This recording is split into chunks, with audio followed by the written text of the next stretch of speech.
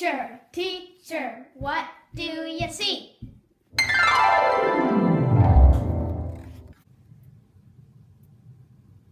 I see inquirers, subjects of inquiry, and co-constructors of inquiry-based learning looking at me.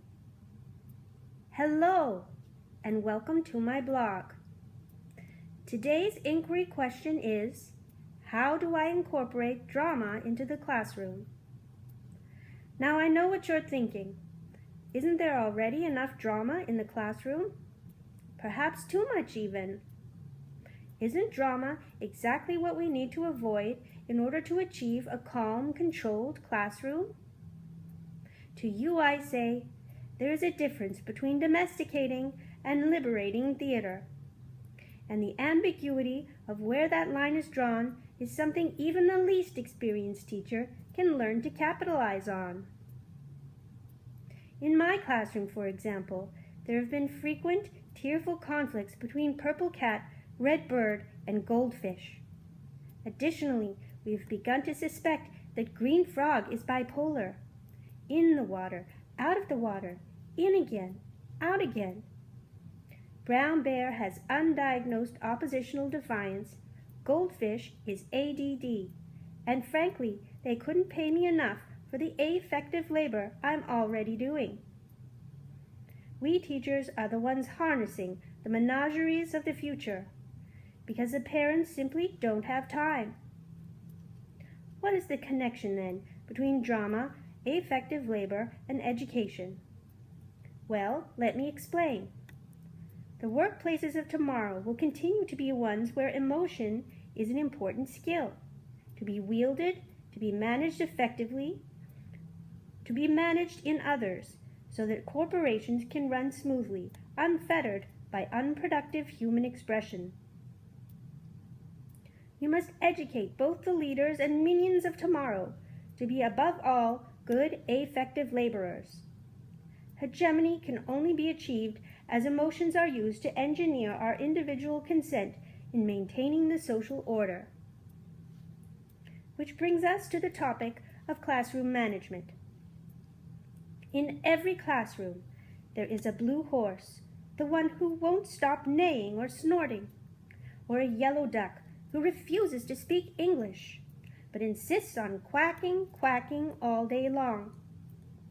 When this happens, give Yellow Duck the look.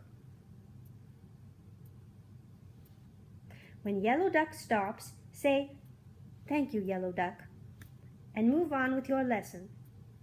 You have effectively silenced Yellow Duck's distracting quacking.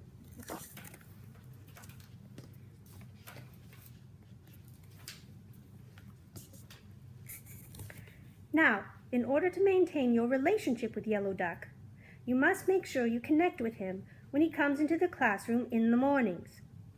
Take a moment and say, "How are things on the pond, Yellow Duck? Did you have a nice breakfast of duckweed this morning?" Just as to Brown Bear or Black Sheep, you might say, "Would you like to bring in a cultural artifact from your holiday celebrations to share with the class?" By establishing a relationship which embraces the diversity of students, you minimize unwanted bawing and grunting and growling.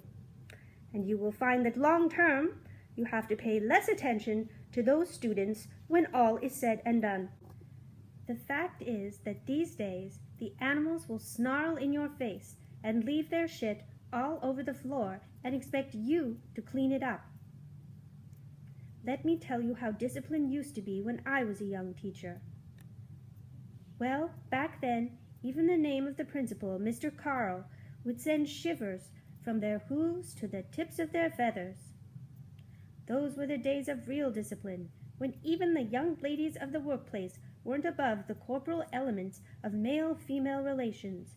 And let me tell you, Mr. Carl had a very hungry caterpillar. But then, there was this enormous systemic shift, and Mr. Caterpillar became distant, remote. Something to do with women's lib, he said. And then suddenly, he was all about joy and spreading his wings and being gentle. He He told us if we took the mood modifiers too, we'd also be more peaceful and accepting. Which reminds me,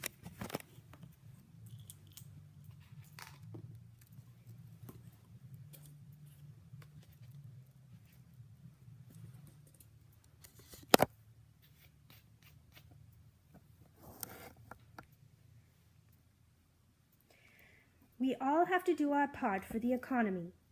Good consumers make good workers, make good consumers. And getting along with others is a core competency of the new curriculum. Now let me introduce you to some wonderful bedtime reading. Monsieur Foucault's Discipline and Punish. Now in this book, there is an ideal depiction of a school timetable, where all is supervised by a marvelous invention called a central inspection tower. Students in schools with this panopticon could be trusted to obey rules even when no one was actually in the tower watching them.